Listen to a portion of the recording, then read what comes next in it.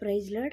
ఈరోజు దేవుని వాగ్దానము కీర్తన గ్రంథము 119వ అధ్యాయము 1వ వచనం 2వ వచనం 3వ వచనం చదువుకుందాం. చూడండి. యెహోవా ధర్మశాస్త్రమును అనుసరించి నిర్దోషముగా నడుచుకొని వారు ధన్యులు. ఆయన శాసనములను గైకొనుచు పూర్ణ హృదయముతో ఆయనను వెదుకువారు ధన్యులు. వారు ఆయన మార్గములలో నడుచుకొనుచు ఏ పాపమును చేయరు. ఇక్కడ ఎవరిని చూసి నేర్చుకుంటున్నారంట? యెహోవా ధర్మశాస్త్రాన్ని చూసి నేర్చుకునేవారిగా ఉన్నారంట. అంటే దేవుని యొక్క ధర్మశాస్త్ర గ్రంథంలో నువ్వు చదివినట్లయితే ఏం జరుగుతుందంట? పూర్ణ హృదయముతో ఆయనని వెదుకువారు ధన్యులు అంటున్నాడు. అంటే నువ్వు దాన్ని చదువుతుంటే ధన్యత కలుగుతుందంట. ఏంటండి? ఎవరు ధన్యులు అని చెప్తున్నాడు? ఎవరైతే ఆయన ధర్మశాస్త్ర గ్రంథాన్ని పూర్ణ హృదయముతో వెతుకుతున్నారో వాళ్ళు ధన్యులు అని చెప్తున్నాడు. ఇంకా ఏమని చెప్తున్నాడంటే నిర్దోషముగా నడుచుకొని వారు ధన్యులంట. నిర్దోషముగా అంటే దోషము లేకుండా నడుచుకునేవారు. అంటే మన నోటి మాట కరెక్ట్గా ఉండాలి, మన పని కరెక్ట్గా ఉండాలి, మన ఆలోచన కరెక్ట్గా ఉండాలి. ఎందుకంటే ఒకవేళ పనులు మాట కరెక్ట్గా లేకపోయినా ఆలోచన ఖచ్చితంగా కరెక్ట్గా ఉండాలి. ఎందుకంటే హృదయ ఆలోచనలు ఎరిగిన దేవుడు అండి మన దేవుడు. ఏంటంట? హృదయ ఆలోచనలు ఎరిగిన దేవుడు. నువ్వు ఏది తలస్తున్నావో, ఏది ఒకవేళ మంచిగా ఆలోచిస్తున్నావో చెడుగా ఆలోచిస్తున్నావో ప్రతిదీ తెలిసిన దేవుడు మన దేవుడు. మనుషులనైతే మనము మాయ చేయగలం, కానీ దేవుణ్ణి మాయ చేయలేమండి. ఎందుకంటే మాట ఒకటి, ఆలోచన ఒకటి, అది ఉండినట్లయితే దేవుడు గ్రహించగలిగిన దేవుడు. యెహోవా ధర్మశాస్త్రమును అనుసరించి నిర్దోషముగా నడుచుకొని వారు ధన్యులు అంటున్నాడు. ఏంటంట?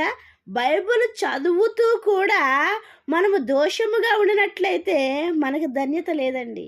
ప్రార్థనకి వెళ్తూ కూడా మనము మన చేతిలో బైబిల్ పెట్టుకుని బైబిల్ చదువుతూ కూడా మనము దోషముతో ఉండినట్లయితే ప్రయోజనం లేదండి. నిర్దోషముగా ఉండినట్లయితే వాక్యము చదువుతూ ఉంటే, బైబిల్ చదువుతూ ఉంటే అది నిన్ను నన్ను చదువుతుందండి. బైబిల్ చదువుతూ ఉంటే అది నిన్ను నన్ను చదువుతుంది. చదివిన రోజు మన లోటుపాట్లను ఆ వాక్యం ఏం చేస్తుందంటే సరిచేసేదిగా ఉంటుంది. కాబట్టి నిర్దోషముగా నడుచుకుని వారు ధన్యులు. ఎవరు ధన్యులంట? ఎవరైతే ధర్మశాస్త్ర గ్రంథాన్ని చదువుతున్నారో, ఎవరైతే ధర్మశాస్త్ర గ్రంథం వాళ్ళ దగ్గర ఉన్నదో, ఎవరైతే ధర్మశాస్త్రము ప్రకారముగా దేవుని వాక్యము ప్రకారంగా నడుచుకోవడానికి ప్రయత్నిస్తున్నారో వాళ్ళు ఎలా ఉంటారంట? నిర్దోషులుగా ఉంటారంట. దోషము లేకుండా ఉండేవారిగా ఉంటారంట. ఇంకా ఆయన శాసనములను గైకొనుచు అంటున్నాడు. ఆయన శాసనం అంటే ఆయన ఇచ్చిన ఆజ్ఞలను ఎలా ఉండాలంట? గైకొనే వారిగా ఉండాలి. ఆయన ఇచ్చే ఆజ్ఞలను గైకొనేవారిగా ఉండాలి. ఆజ్ఞ అనగా ఏంటంటే ఆయన రాసిన ఆ ఇశ్రాయేలుకి రాసిన పలకల మీద రాసి ఇచ్చిన ఆజ్ఞలు, 10 ఆజ్ఞలు. ఇంకా చాలా ఆజ్ఞలు ఉన్నాయండి. అయితే అందులో మొదటి ఆజ్ఞ నీ దేవునికి తప్ప ఎవరికి నీ మొక్కవద్దు. సెకండ్ ఆజ్ఞ ఏంటంటే నీ తల్లిదండ్రిని సన్మానింపుము, ముదుము వయసులో వాడిని విడిచిపెట్టొద్దు అంటున్నాడు. ఆయన ఆజ్ఞలను గైకొన్నట్లయితే దేవుడు ఏం చేస్తున్నాడంటే వారిని ధన్యులుగా చేసేవాడిగా ఉన్నాడంట. ఆయన ధన్యత ఇవ్వడానికి సిద్ధంగానే ఉన్నాడు. కానీ ఆ ధన్యత మనం పొందుకోవాలంటే ఎలాగుండాలంట? ఆయన ధర్మశాస్త్ర గ్రంథాన్ని చదవాలి, నిర్దోషముగా జీవించాలి, ఆయన శాసనములను గైకొనేవారిగా ఉండాలి. ఎలా గైకొనాలంటున్నాడంటే పూర్ణ హృదయముతోనూ ఆయనను వెదుకువారు ధన్యులు అంటున్నాడు. వారు ఆయన మార్గములలో నడుచుకొనొచ్చు ఏ పాపమును చేయరంటండి. ఏంటంట? ఏ పాపమును చేయరంట. పాపం అంటే ఏదో పాపం కాదండి.